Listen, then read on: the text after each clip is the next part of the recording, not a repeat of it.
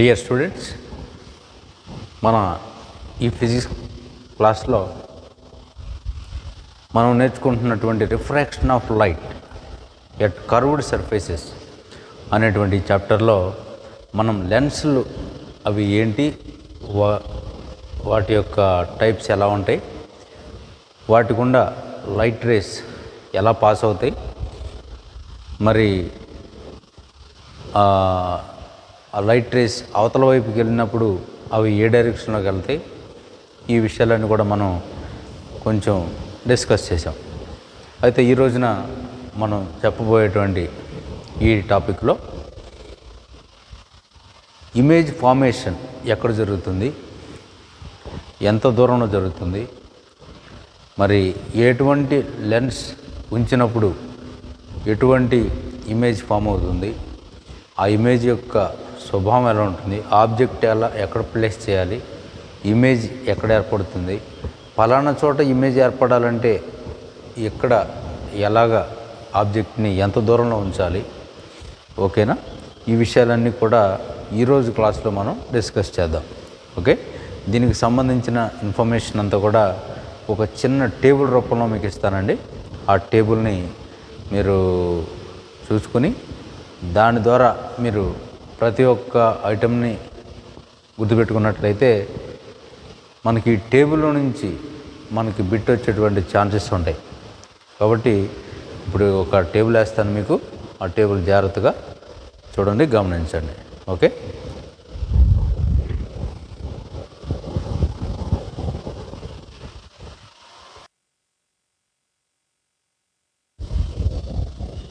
ఇక్కడ మీరు గమనించినట్లయితే చూడండి, ఇక్కడ పూర్తిగా డీటెయిల్డ్గా అన్ని విషయాలు ఇందులో ఉన్నాయండి.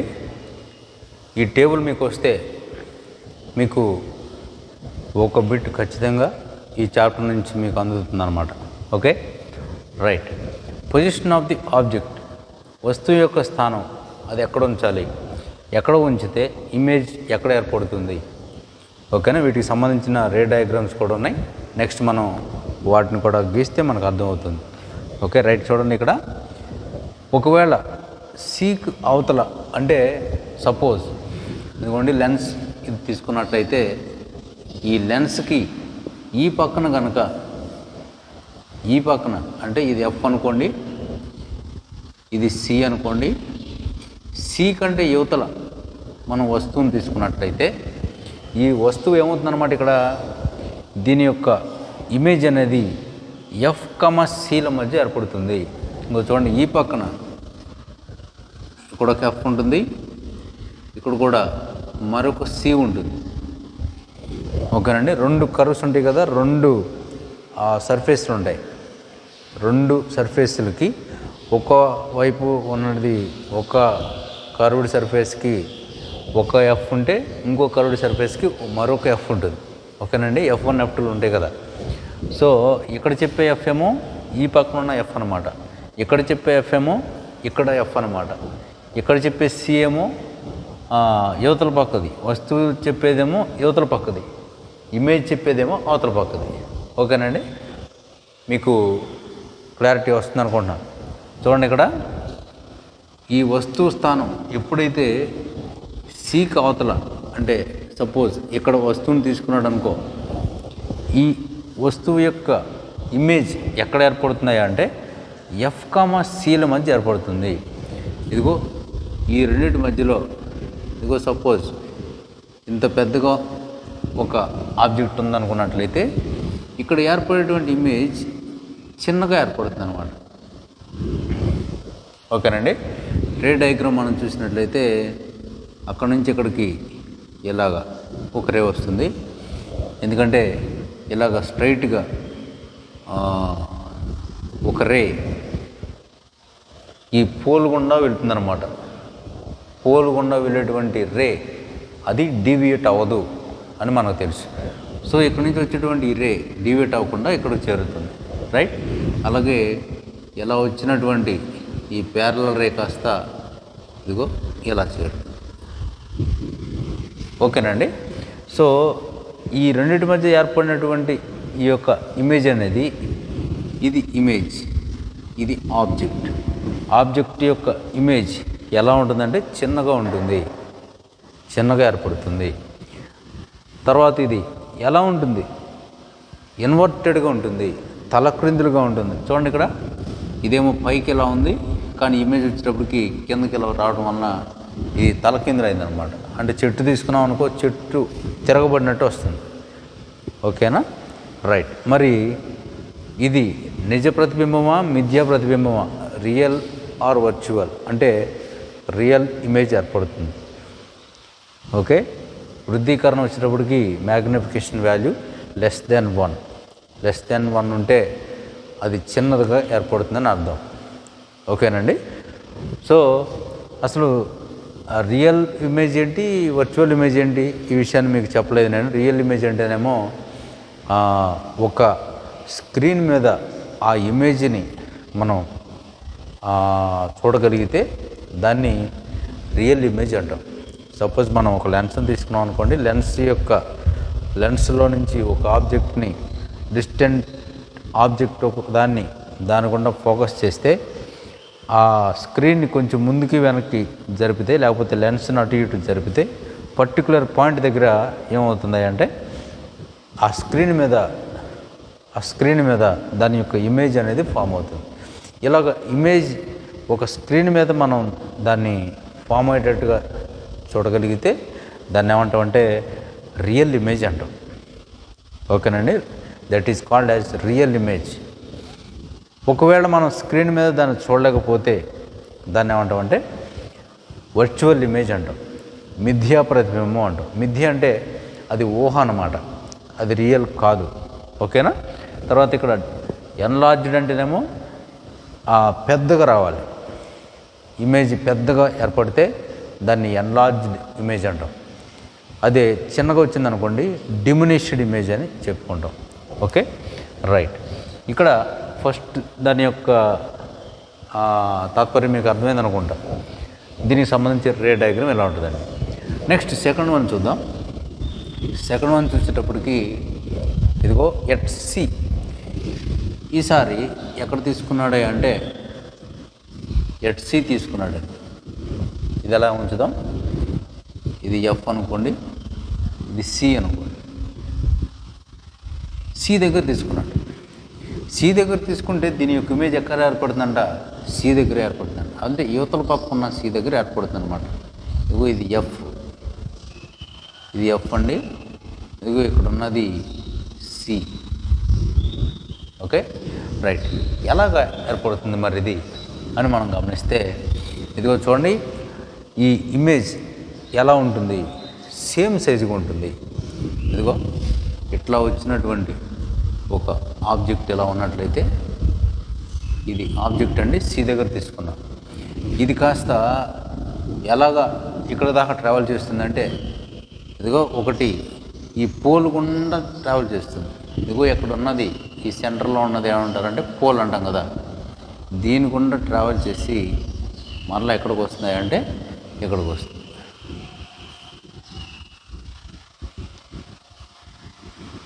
ఇదిగో ఇలా స్ట్రైట్గా వచ్చినటువంటి ఈ లైన్, ఈ ప్యారలల్గా వచ్చిన లైను ఇదిగో ఇలా వచ్చి ఇలా చేరుతుంది అనమాట. ఇది సి. ఇక్కడే మనకి ఇమేజ్ ఏర్పడుతుంది. చూడండి, ఇక్కడ మీరు గమనిస్తే ఆబ్జెక్ట్ యొక్క సైజ్ ఎంత ఉందో ఇమేజ్ యొక్క సైజు కూడా అంతే ఉంది. ఓకేనా. సో సి దగ్గర కనుక మనం ప్లేస్ చేసినట్టయితే, వక్రత కేంద్రం దగ్గర మనం ప్లేస్ చేసినట్టయితే అది అదే సైజుగా వస్తుంది. అయితే ఈ ఇమేజ్ అనేది ఎలా ఉంటుందంటే తలకిందులుగా ఉంటుంది. అది పైకి ఉంటే ఇది కిందకు ఉంటుంది, తిరగబడుతుంది అనమాట. మరి ఇక్కడ ఇమేజ్ ఎలా ఉంటుందంటే రియల్ ఇమేజ్ ఉంటుంది. మరి మ్యాగ్నిఫికేషన్ వాల్యూ ఈక్వల్ టు 1. అది చిన్నదైతే లెస్ దెన్ 1 అంటాం అండి, పెద్ద అయితేనేమో గ్రేటర్ దెన్ 1 అంటాం. అది సమానంగా ఉంది కాబట్టి ఈక్వల్ టు 1 అంటాం. ఓకేనా, రైట్. ఇంకా పోతే నెక్స్ట్ ఇంకోటి చూద్దాం.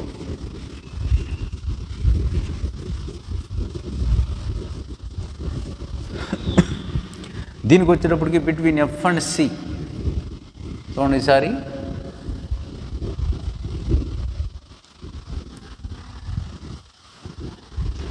ఇగో ఎఫ్ ఇక్కడ ఉంది, సి ఇక్కడ ఉంది.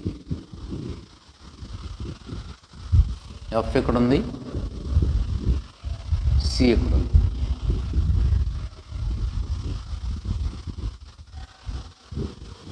F C.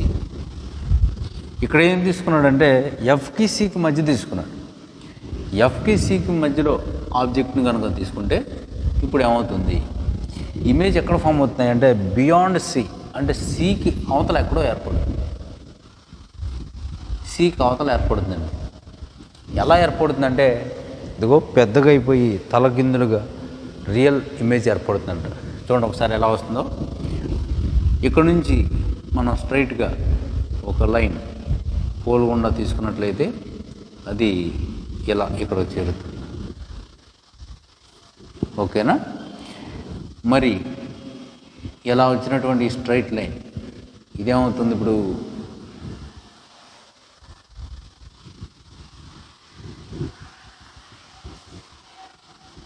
ఓకేనండి. సో ఈ రకంగా ఇక్కడ ఇమేజ్ ఏర్పడటం జరుగుతుంది. ఈ ఇమేజ్ ఎలా ఉంది, తలక్రిందులుగా ఉంది, మరి అలాగే పెద్దదిగా ఉంది, ఎన్లార్జ్డ్గా ఉంది.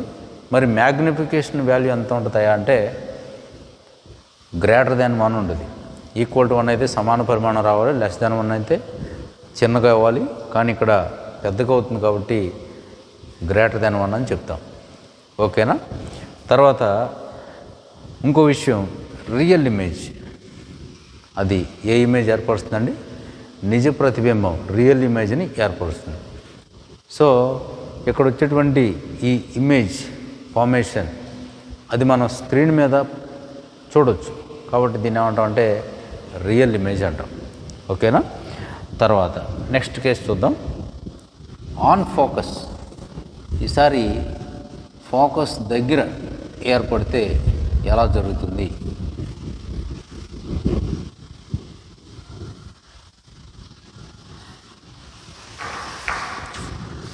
ఫోకస్ దగ్గర వస్తే ఎలా జరుగుతుంది?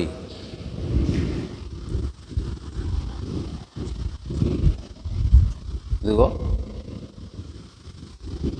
ఎలా మనం తీసుకున్నట్టయితే ఇదిగోండి ఎఫ్ ఇది, నెక్స్ట్ సి ఇది, ఈ పక్కన ఉన్నటువంటి ఎఫ్ ఇది, ఈ పక్కన ఉన్నటువంటి సి ఇది. ఇప్పుడు ఇమేజ్ ఫార్మేషన్ ఎలా జరుగుతుంది చూడండి. ఈసారి ఎఫ్ మీద తీసుకున్నాడు ఈ యొక్క ఆబ్జెక్ట్ని. ఎఫ్ మీద తీసుకున్నటువంటి ఈ ఆబ్జెక్ట్ ఎక్కడ పోతుంది, ఎలా పోతుందంటే ఇదిగో ఇలా వెళ్ళిన తర్వాత ఇది దేని గుండా పాస్ అవుతుంది చూడండి. ఇలా పాస్ అయ్యి ఇలా వెళ్ళిపోతుందండి.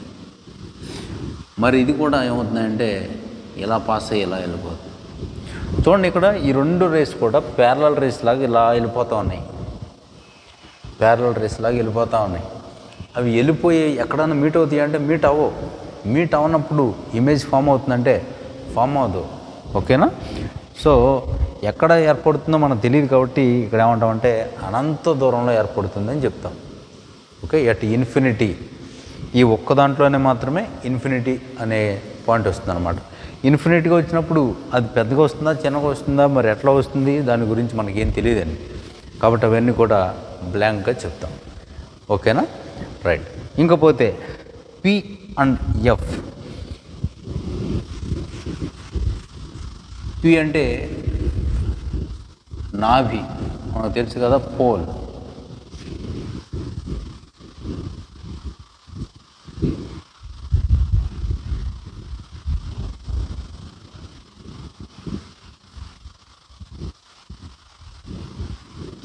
ఇందుకో ఇది ఎఫ్ అనుకుందాం,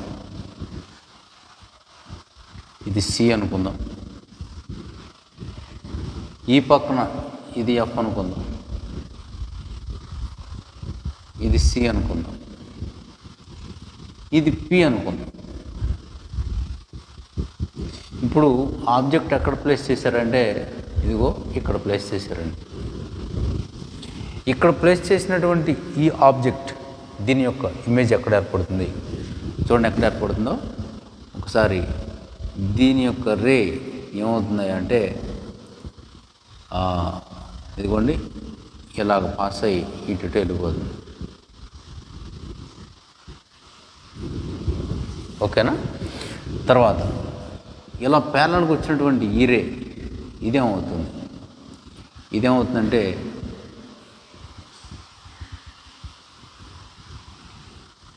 ఇది ఇలా వెళ్ళిపోతుంది.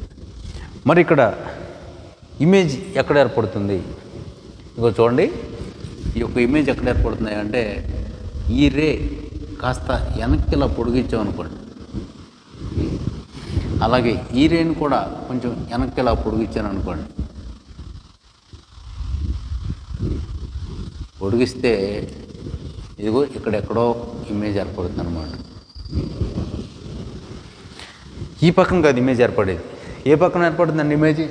వెనక పక్కన ఏర్పడుతుంది. సో ఇక్కడ మనకి పిఎఫ్ల మధ్య కనుక ఆబ్జెక్ట్ని ప్లేస్ చేస్తే ఇమేజ్ ఎక్కడ ఏర్పడుతుందంటే ఈ లెన్స్కి వెనక పక్కన బిహైండ్ ద లెన్స్ కటకం వెనుక ఏర్పడుతుంది.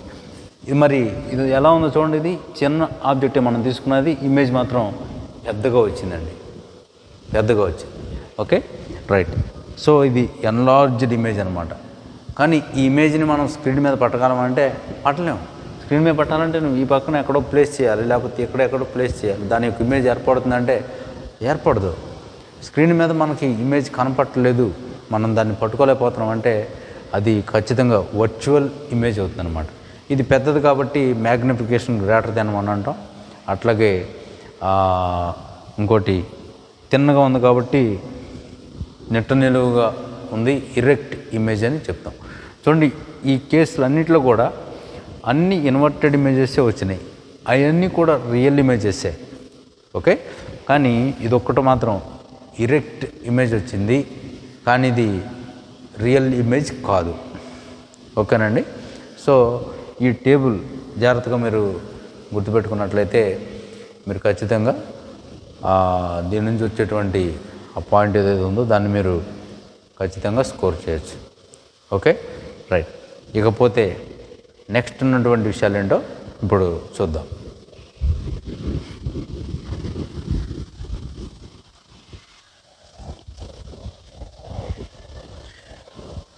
ఇక్కడ లెన్స్ ఫార్ములా ఎలా వచ్చిందో ఒకసారి చూద్దామండి. కటక సూత్రం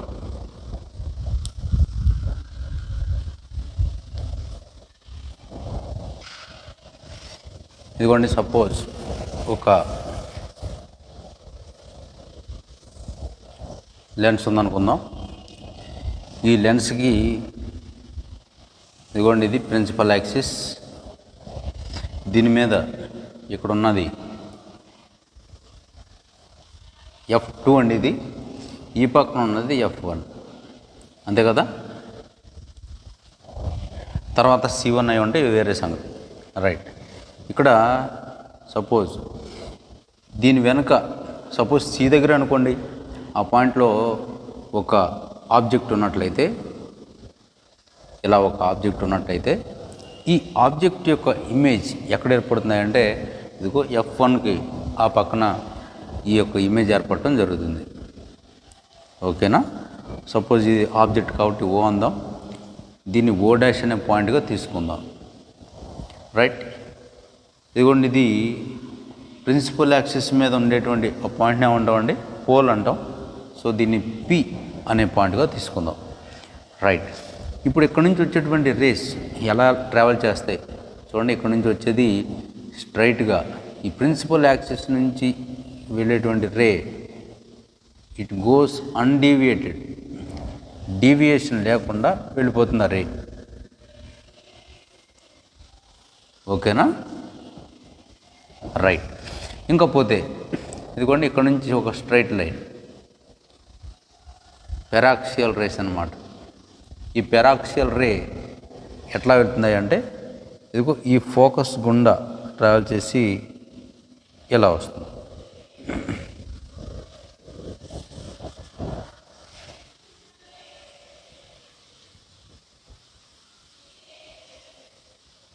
ఓకేనండి.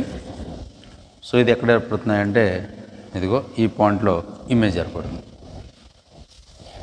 సో ఇమేజ్ కాబట్టి ఐ అందాం, ఇక్కడ ఐ డాష్ అందాం. ఇక్కడ ఈ పాయింట్ కూడా ఒక పేరు ఇచ్చేస్తే బాగుంటుందని పీ డాష్ అందాం. ఓకేనా, మనకున్నటువంటి డయాగ్రామ్ ఇది. ఈ డయాగ్రామ్లో ఈ ట్రయాంగిల్స్ని బేస్ చేసుకుని ఈ యొక్క ఫార్ములాని డెరైవ్ చేయడం జరుగుతుంది. ఎలా జరుగుతుందో చూద్దాం ఒకసారి. చూడండి, ఇక్కడ ఈ పక్కన ఉన్నటువంటి ఆబ్జెక్ట్ డిస్టెన్స్ని యు అంటారండి, ఈ పక్కన ఉన్న ఈ ఇమేజ్ డిస్టెన్స్ని వి అంటారు. ఈ లెన్స్ ఫార్ములా ఎలా వచ్చింది అనేదాన్ని మనం జాగ్రత్తగా అబ్జర్వ్ చేసినట్లయితే ఇక్కడ చూడండి, ఇదొక ఉన్నటువంటి ట్రయాంగిల్స్లో సిమిలర్ ట్రయాంగిల్స్ని తీసుకుని వాటి యొక్క అనురూప భుజాలు నిష్పత్తి రేషియో ఆఫ్ అనురూప భుజాలు అంటే identical sides, okay, they become equal. So ఇక్కడ P dash F1 P dash F1 అనేటువంటి ఒక ట్రయాంగిల్, తర్వాత F1I డాష్ F1I డాష్ అనేటువంటి మరొక ట్రయాంగిల్. చూడండి, ఈ రెండు కూడా సిమిలర్ ట్రయాంగిల్స్. ఎలా చెప్తారండి సిమిలర్ ట్రయాంగిల్స్ అంటే? ఇదిగో ఇక్కడ స్ట్రైట్ లైన్ అండి, ఇదిగో స్ట్రైట్ లైన్, ఇదిగో ఇది ఎలా వచ్చిందో అదే లైన్ ఇక్కడ వచ్చింది. మరి ఈ లైన్ ఎలా వచ్చిందో అదే లైన్ ఇక్కడికి వచ్చింది ఇక్కడ. సో ఇక్కడ యాంగిల్ ఆఫ్ ఈ కార్నర్లో ఉన్నటువంటి ఈ యాంగిల్ ఎంత ఉంటుందో ఇక్కడ కూడా అంతే యాంగిల్ ఉంటుంది. కాబట్టి ఇవి సిమిలర్ ట్రయాంగిల్స్ అని చెప్పుకోవచ్చు. ఓకేనా, ఈ సిమిలర్ ట్రయాంగిల్స్లో ఉన్నటువంటి ఐడెంటికల్ సైడ్స్ ఏవైతే ఉన్నాయో వాటి యొక్క రేషియోస్ సమానంగా ఉంటాయి అని మనం చెప్పుకోవచ్చు. సో పీ డాష్ అనే ఒక సైడ్ తీసుకున్నట్లయితే పీ డాష్, అలాగే ఉన్నటువంటి సైడ్ ఏంటంటే ఇక్కడ I dash, P dash by I dash is equal to దేనికి సమానం అవుతున్నాయి అంటే ఇంకొక సెట్ అన్నమాట, పిఎఫ్1 బై F1I లేకపోతే IF1. ఓకేనా, రైట్. ఇందులో అనురూప భుజాల యొక్క నిష్పత్తులు సమానం అనేటువంటి ఈ ప్రాపర్టీని ఉపయోగించి మనం ఈ ఈక్వేషన్ తీసుకోవడం జరిగింది. ఇక్కడ చూడండి, IF1 అనేది దేనికి సమానమై అంటే PI అనే దానిలో నుంచి PF1 అనే దాన్ని తీసేస్తే వస్తుందన్నమాట. ఎందుకు ఇలా తీసేస్తామంటే నెక్స్ట్ మనం చేసినప్పుడు అర్థమవుతుందండి. ఇప్పుడు ప్రజెంట్ ఆ పని చేద్దాం. PF1 బై ఇది కాస్త PI మైనస్ PF1. PI అంటే ఇది, PF1 అంటే ఇది. మనకు కావాల్సింది ఇది కాబట్టి దీని వాల్యూ కావాలంటే టోటల్లో నుంచి తీసేస్తాను అనమాట. ఓకేనా, ఇది P dash by I dash యొక్క వాల్యూ. ఇదిగో ఇది ఫస్ట్ ఈక్వేషన్ అనుకుందాం. ఓకేనండి, ఇంకా పోతే ఇంకొక సెట్ ఆఫ్ ట్రయాంగిల్స్ తీసుకుందాం. అవి ఏంటంటే ఓ డాష్ పి అనేది ఒక సెట్టు, ఐ డాష్ అనేది మరొక set. Okay, so from triangles oh dash P, తర్వాత ఐ డాష్ అనే ఈ రెండు ట్రయాంగిల్స్లో ఇక్కడ కూడా సేమ్ ఫార్ములా ఏంటిదండి, ఓ డాష్ అనే ఈ సైడు, ఐ డాష్ అనేటువంటి ఈ side, oh dash by I dash is equal to దేనికి సమానమై అంటే ఇదిగో ఓపి బై పిఐ. ఓకేనా బాబు, క్లియర్?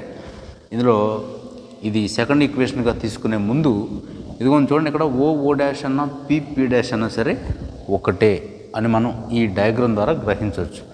సో ఇక్కడ ఓ డాష్ బదులు ఏం రాసుకోవచ్చు అంటే పీ డాష్ బై ఈ పక్కన రాస్తానండి, P dash by I dash is equal to OP by PI. ఓకేనా, ఇది సెకండ్ ఈక్వేషన్గా తీసుకుందాం. ఇప్పుడు ఈక్వేషన్ 1 చూస్తే P dash by I dash ఉంది, ఈక్వేషన్ 2 చూస్తే P dash by I dash ఉంది. అంటే లెఫ్ట్ హ్యాండ్ సైడ్స్ సమానంగా ఉన్నాయి. సో మనం రైట్ హ్యాండ్ సైడ్స్ని కూడా సమానం చేయొచ్చు. సో ఇక్కడ చేద్దాం చూడండి. From equations 1 and 2, from 1 and 2 we can say ఇది ముందు రాద్దామండి.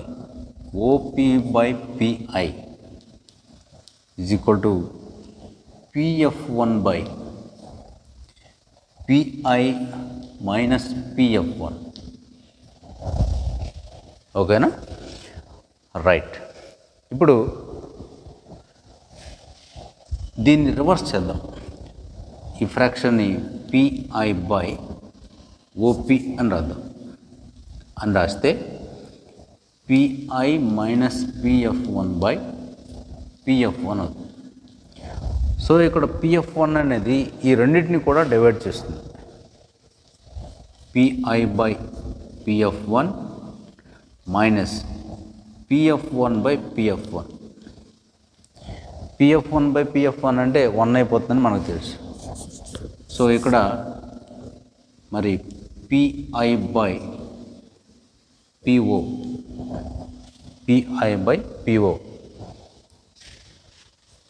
that is equal to PI/PF1 minus 1.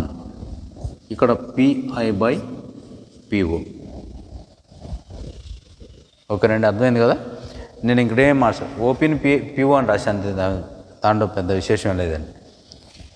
లేకపోతే మీకు డౌట్ ఉంటే దాన్ని కూడా ఓపీ అనే రాసుకుందాం, నష్టమే లేదు. ఓకేనా? రైట్. ఇప్పుడు ఈక్వేషన్లో ఈ PI అనే టర్మ్తో మనం ఈక్వేషన్ మొత్తాన్ని డివైడ్ చేస్తే, dividing by PI, dividing by PI on both sides ఏమవుతుందన్నప్పుడు PI అనేది ఇక్కడ క్యాన్సిల్ అయిపోతుంది. సో 1/OP మిగులుతుంది ఈజ్ ఈక్వల్ టు 1/PF1 మిగులుతుంది మైనస్ 1/ ఇక్కడికి PI అనేది చేరుతుంది. ఓకేనా? ఈ PI మైనస్ ఉన్నదాన్ని ఈ పక్క తీసుకొద్దాం. ఇంతవరకు అర్థమైంది కదండి?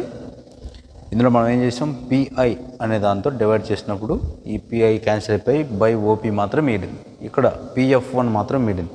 ఇక్కడ PI అనేది కిందకి వెళ్ళింది అనమాట, డివిజన్ చేసింది కాబట్టి. సో ఇక్కడ 1/OP plus 1/PI is equal to 1/PF1. ఓకేనండి? ఇందులో ఈ F1కి Pకి ఉన్నటువంటి ఈ డిస్టెన్స్ని focal length of that lens అని చెప్తాం. This is focal length of the given lens. So PF1 బదులు ఏం రాసుకోవచ్చు అంటే F1 రాసుకోవచ్చు. ఓకే. అలాగే OP లేకపోతే PO, దీని వాల్యూ ఎంతండి? U. లెన్స్కి లెఫ్ట్ సైడ్ ఉంది కాబట్టి దీని వాల్యూ -U తీసుకోవాలి. అలాగే PI యొక్క వాల్యూ V అని మనకు డయాగ్రామ్లో తెలుస్తుంది. ఇమేజ్ యొక్క డిస్టెన్స్ని మనం V అంటాం. సో ఈ వాల్యూస్ని కనుక ఇందులో మనం సబ్స్టిట్యూట్ చేస్తే 1/-U plus 1/V is equal to 1/F. ఓకేనా? సో దీని నుంచి lens makers formula 1/F is equal to lens formula అండి. లెన్స్ మేకర్స్ ఫార్ములా వేరు, లెన్స్ ఫార్ములా ఇది.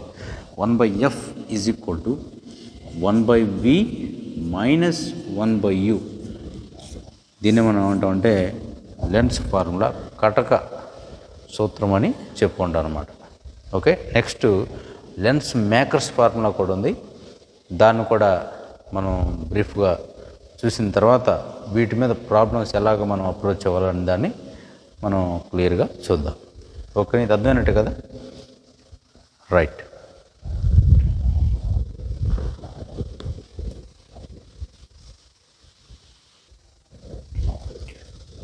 చూడండి, ఇక్కడ మీకు ఇచ్చినటువంటి ఈ ప్రాబ్లం ఆ టెక్స్ట్ బుక్లో కిందే ఉంటుందండి. ఈ ప్రాబ్లంలో వాడు ఇచ్చినటువంటి విషయం ఏంటంటే, ఒక బల్బుని ఒక లెన్స్ ముందు ఇలా ప్లేస్ చేస్తే దీని యొక్క ఇమేజ్ షార్ప్గా రావడానికి అది ఎంత దూరంలో పెట్టాలి అనేదాన్ని వాడు అడుగుతున్నాడండి. ఓకేనా? వాడు ఇచ్చినటువంటి వాల్యూస్ కూడా కొన్ని ఉన్నాయి. ఏంటవి? F అనే దాని యొక్క వాల్యూ ఇచ్చాడు. ఎఫ్ అనే దాని యొక్క వాల్యూ 21 సెంటీమీటర్ అన్నారు. అలాగే ఇంకోటి అంటే ఈ డిస్టెన్స్ ఏదైతే ఉందో ఇది 1 మీటర్ అనే దాన్ని వాడు చెప్పడం జరిగింది. ఓకేనా, రైట్. అయితే ఇప్పుడు దీంట్లో ఎలాగా ఈ ఎక్స్ వాల్యూ ఫైండ్ అవుట్ చేయాలి అనే దానికి మనం వాడేది ఇప్పుడు లెన్స్ ఫార్ములాని వాడే చేస్తాం అన్నమాట. రైట్, ఇక్కడ లెన్స్కి ఈ పక్కన ఉన్నటువంటి ఈ డిస్టెన్స్ని మనం -xగా తీసుకుంటాం, అంతే కదండి. రైట్, లెన్స్ ఫార్ములా ఏంటి? 1/v - 1/u = 1/f అనేది లెన్స్ ఫార్ములా. ఇందులో ఇక్కడ ఉన్నటువంటి ఇది స్క్రీన్ కదండి, అంటే ఇమేజ్ ఇక్కడ ఏర్పడుతుంది అనమాట. ఇమేజ్ ఇక్కడ ఏర్పడితే ఆబ్జెక్ట్ ఇక్కడ ఉంటే దీనికి ఉన్నటువంటి ఈ డిస్టెన్స్ ఏమో -x అంటున్నాం. సో -1/-x అని తీసుకుంటాం. నెక్స్ట్ ఇక్కడ వచ్చేటప్పటికి pi ఇది d - x 1/d - x = 1/f అవుతుంది. ఓకేనా, రైట్. ఇందులో 1/d - x plus 1/x = 1/f. దీన్ని కనుక మనం ఎల్సిఎం తీసుకునేటట్టయితే ఇక్కడ d - x × x అనేది ఎల్సిఎం అవుతుందండి. ఓకేనా, ఈ పైన ఇక్కడేమో x వస్తుంది, ఇక్కడ ప్లస్ d - x వస్తుంది = 1/f వస్తుంది. రైట్, ఇందులో +x -x క్యాన్సిల్, ఇకపోతే d ఉంటుంది, d × f చేస్తే fd అవుతుంది. దీని అవతల పంపించేస్తే x × d - x f × d అనేది ఫార్ములా. రైట్, ఇందులో dx రాద్దాం, -x² = fd. ఈ సెట్ అంతా కూడా అవతల తీసుకెళ్ళిపోదామండి. సో అవతల తీసుకెళ్ళిపోతే x² ప్లస్ అవుతుంది, -dx ప్లస్ fd = 0. మరి ఇటువంటి ఈక్వేషన్ మనం సాల్వ్ చేయడానికి మనం వాడేటువంటి ఫార్ములా మనకు తెలుసు. ఏంటిది? ax² + bx + c = 0 అనేటువంటి ఈ ఈక్వేషన్ సాల్వ్ చేయాలంటే క్వాడ్రాటిక్ ఈక్వేషన్ని x ఏమొస్తుందండి? -b ± √b² - 4ac/2a. ఈ ఫార్ములా ఉపయోగించి ఇక్కడ కూడా మనం దీన్ని కనుక్కోవడం జరుగుతుంది అన్నమాట. సో ఇక్కడ ఉన్నటువంటి x వాల్యూ నాకు కావాలి అంటే, సో x -b. -b అంటే ఇక్కడ ఉందండి, -d అంటే d ± b² అంటే ఇదే ఇక్కడ d² -4ac -4 a అంటే 1 అండి, c అంటే fd. సో -4fd/2a అంటే 2 × 1 అన్నమాట. ఓకేనా, ఇది మనకి వచ్చినటువంటి ఫార్ములా. 2 × 1 అంటే 2 కాబట్టి 2 వేసాదు. ఇప్పుడు ఇక్కడ ఉన్నటువంటి వాడు ఇచ్చిన వాల్యూస్ని కనుక మనం సబ్స్టిట్యూట్ చేసుకున్నట్లయితే ఈ వాల్యూస్ ఏవైతే ఉన్నాయో ఆ వాల్యూస్ని ఒక్కసారి మనం అబ్జర్వ్ చేసినట్లయితే ఈ d ప్లస్లో మనం ఎంత తీసుకోవాలి? 1 మీటర్ అంటే 100 సెంటీమీటర్స్ తీసుకోవాలి, ± d² అంటే 100² అండి. 100² అంటే 10,000 వస్తుంది. ఓకేనా, -4 × f అంటే 21, 4 × 21 ఇంటూ d అంటే మళ్ళీ 100. ఓకేనా, /2. చూడండి, ఇది ఇక్కడ ఇది 50 అండి. 100 ±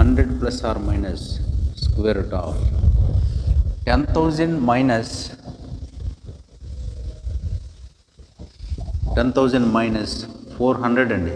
400 × 21 చేస్తే 400 × 21 చేస్తే 21 ఫోర్స్ అనమాట.